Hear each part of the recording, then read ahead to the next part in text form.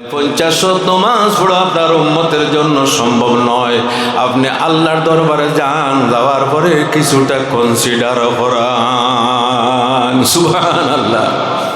যাই হোক, আল্লাহর দরবারে গেলেন, এক বর্ণনা মতে 5 ওয়াক্তের, এক বর্ণনা মতে 10 ওয়াক্তের কনসিডার হয়ে গেল।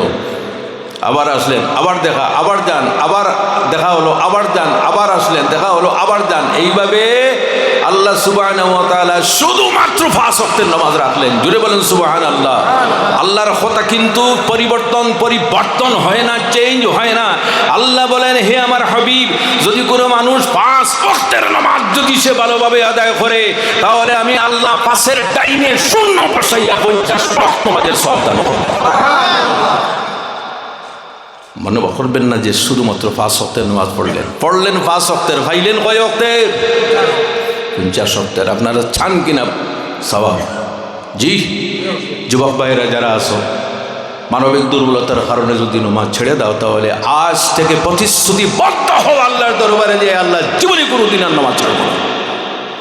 মা বোন যারা আছো, তোমাদের কথা বলতেছি। এখন আপনাদের মনে যদি আবার প্রশ্ন আসে, আমার ওয়াজের মধ্যে কিছু কোয়েশ্চন আনসার থাকে। যেহেতু আমি একজন টিচার ছিলাম, আমার ছাত্রদেরকে আমি এইভাবে পড়িয়েছি। আপনাদের মনে মনে আসতে পারে, আরে রাসূলুল্লাহর খেয়াল হলো না 50 ওয়াক্তের বোঝা নিয়ে আসলে, আর খেয়াল হলো কার? মুসা কলিমুল্লাহর। খেয়ে লক্ষ্য করিয়ে দিলেন, খেয়ে খেয়াল করিয়ে দিলেন মুসা কলিমুল্লাহ। তাহলে নবীজির কি খেয়াল ছিল না? আমার বুজুর্গণ, আল্লাহ হলেন মাসুক, নবীজি হলেন আশিক, আল্লাহর হাবিব হলেন প্রেমিক।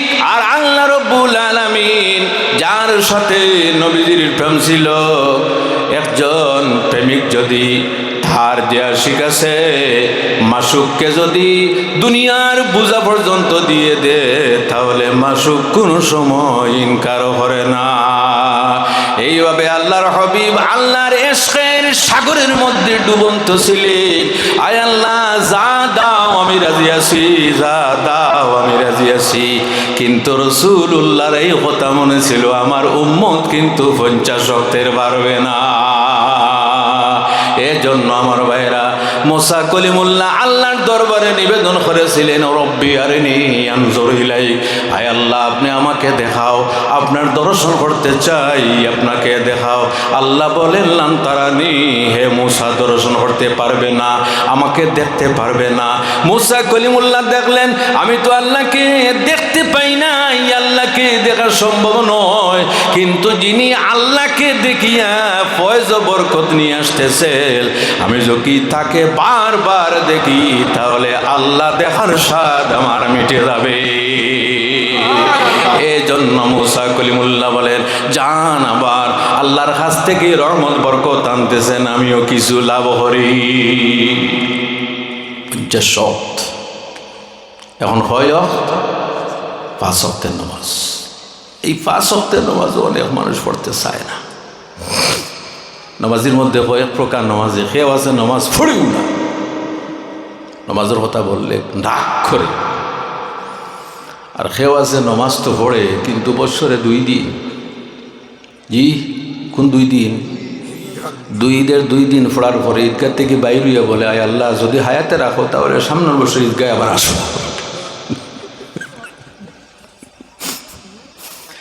কেউ আছে সপ্তাহে 1 দিন। কোন দিন? জুম্মার দিন নামাজ পড়িয়া এমনভাবে বাইর হয়ে হার জুতা পরিধান করিয়া যার, হার স্যান্ডেল পরিধান করিয়া যার, বাড়ি দিকে যাওয়ার পরে দেখে, হে আমার ভাও থেকে 1 ইঞ্চি লম্বা। এইভাবেও আছে, ঠিক কিনা? যাইতে সময় কত জোড়া স্যান্ডেল দিয়ে ছিটাইয়া যায়, তারও খেয়াল নাই। আমার ভাইরা, কিছু আছে নামাজি, নমাজ পড়ে কিন্তু নমাজের মধ্যে মন লাগে না, নমাজ পড়ে কিন্তু নমাজের মধ্যে টুটিলি মজা লাগে না। অনেক মানুষ আছে আমাকে বলে, হুজুর আপনি ওয়াজ পড়তে মজা লাগে, কিন্তু নমাজ পড়তে মজা লাগে না। নাউজুবিল্লাহ। খারাপ পাইতেছে। এজন্য আমার ভাইয়েরা, কেউ আছে নমাজ তো পড়ে, মন যায়, কিন্তু আবার মনটাকে টেনে নমাজের মধ্যে আনে। বিভিন্ন খেয়াল আসা, এটা কিন্তু অসম্ভব কোনো কিছু না, আসতে পারে। কোন এক মসজিদের ইমাম সাহেব এশার নামাজের 3 রাকাতে সালাম ফিরিয়ে দিল। হইতে পারে মানুষ মাত্র, ইমাম সাহেব আলিম সাহেব তো আল্লাহর ফিরিস্তা নয়, মানুষ তো, ঠিক কিনা? 3 রাকাতে সালাম ফিরিয়ে দিলেন। মুক্তদি যারা ছিল তারা বলল, হুজুর ইমাম সাহেব আপনি তো 3 রাকাতে সালাম ফিরিয়ে দিয়েছেন। না না, আমি মানব না, আমাকে কোরআন হাদিস দিয়ে বুঝিয়ে দেওয়া লাগবে। সাধারণ মানুষকে কোরআন হাদিস আনিয়া ফিকহের কিতাব আনিয়া দেখাইতে পারবে যে আপনি 3 রাকাতে সালাম ফিরিয়েছেন? জি, সম্ভব আছে? একজন মানুষ বলল, হুজুর আমি দলিল দিয়া বুঝাইয়া দিব আপনি 3 রাকাতে সালাম ফিরিয়েছেন, পুরা পাক্কা দলিল দিব। মাশাআল্লাহ, ইমাম সাহেব বললেন ঠিক আছে। তার সমর্থনে যারা আপনার ইমাম সাহেবের সঙ্গে পারে নাই তারাও জড়িত হয়ে গেল, আজকে তুমি দলিল দাও। বলে, ইমাম সাহেব আমার দলিল কিন্তু কোরআন হাদিস দিয়ে নয়, আমার দলিল দুনিয়ার জিনিস দিয়ে আমি বুঝিয়ে দিব। আমি হইলাম একজন দোকানদার মানুষ, আমার 4টা দোকান আছে। কয়টা দোকান? 4টা দোকান আছে, বিভিন্ন ধরনের জিনিসের দোকান। আমি যখন আপনার পিছনে নামাজে খাড়া হই তখন এক এক রাকাতে এক এক দোকানের হিসাব নিকাশ করি। আজকে দেখা গেল মাত্র 3 দোকানের হিসাব নিকাশ করছি, 1 দোকান বাকি রয়ে গেছে। তাই আমার দলিল হলো আপনি 3 রাকাতে সালাম ফিরিয়ে দিয়েছেন। হয় কিনা?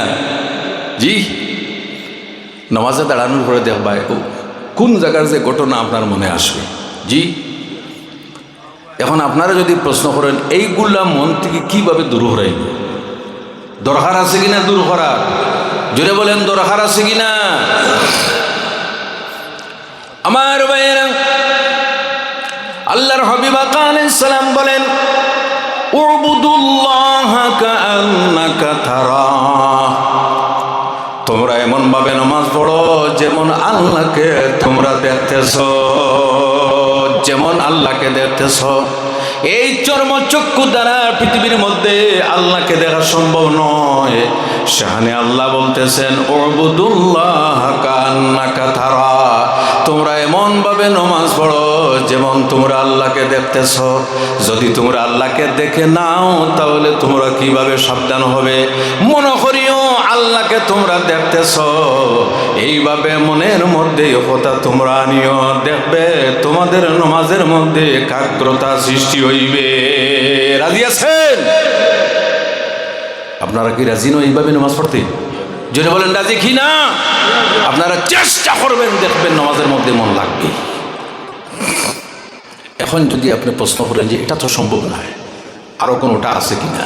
হ্যাঁ, ফাইল্লাম তারাহু ফাইন্নাহু ইয়ারাক, যদি মনে করো যে আমি আল্লাহকে যেমন তোমরা আল্লাহকে দেখতেছ না, এই কথা যদি তোমার মনে আসে না, তাহলে তুমি মনে করিও আল্লাহ তোমাকে দেখতেছে।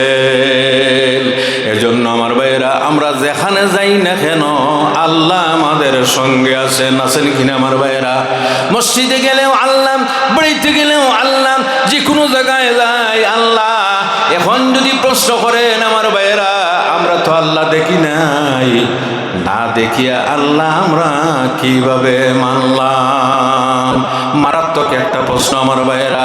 কুরআন শরীফে রব্বুল আলামিন বলেন, যাদের জানা আছে আমার সঙ্গে তিলাওয়াত করিও, আলিফ লাম মিম যালিকাল কিতাবু লা রাইবা ফীহি হুদাল লিল মুত্তাকিন আল্লাযীনা ইউমিনুনা বিল গায়ব। আমরা আল্লাহকে না দেখিয়া বিশ্বাস করেছি, দেখব কিন্তু এই জগতে নয়, আমরা দেখব কিন্তু কিয়ামতের দিন আল্লাহকে।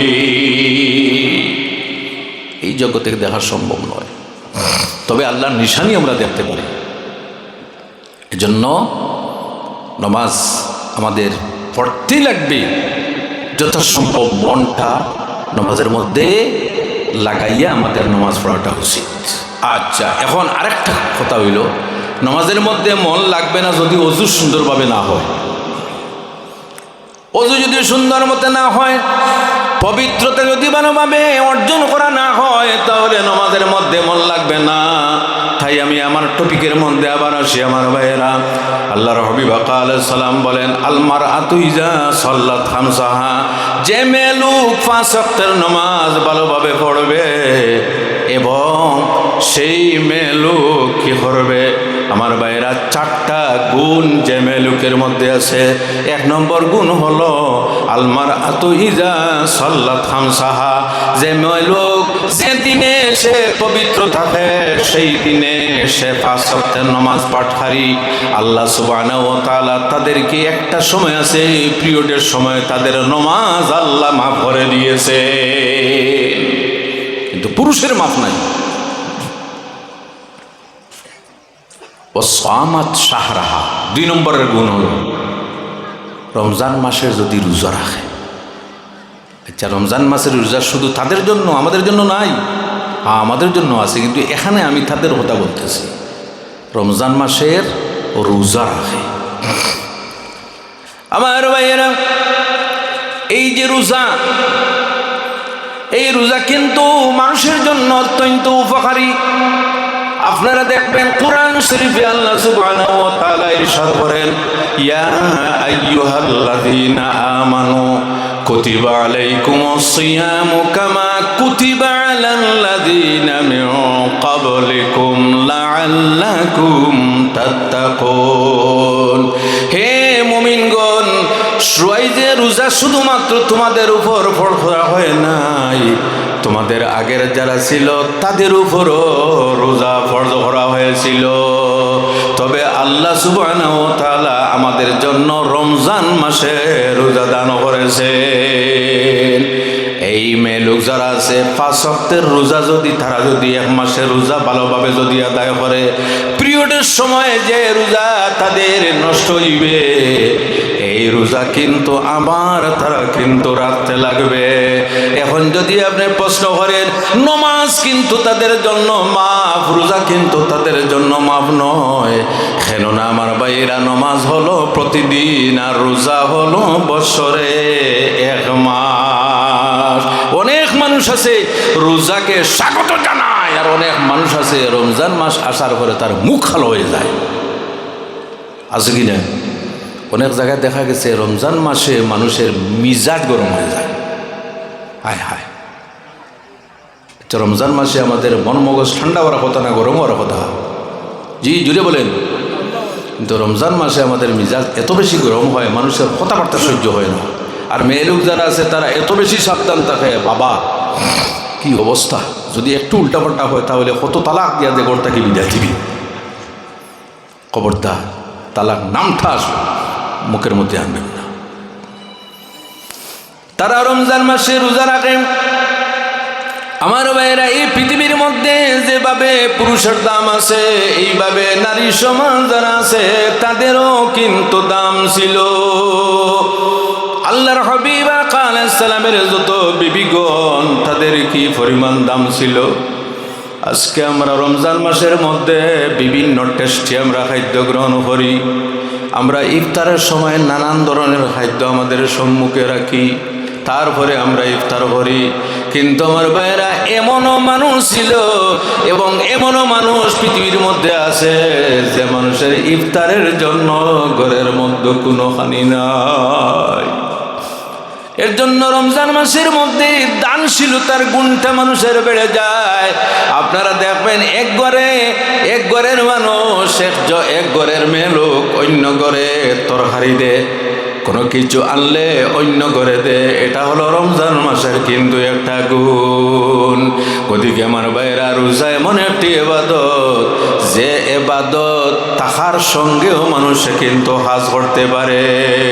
রোজা রাখিয়ে মানুষ ব্যবসা বাণিজ্য করতে পারে, রোজা রাখিয়ে মানুষ সবজি ক্ষেতের মধ্যে কাজ করতে পারে, রোজা রাখিয়ে মানুষ রুজি রোজগার করতে পারে, রোজা রাখিয়ে মানুষ বিভিন্ন ধরনের কাজ করতে পারে।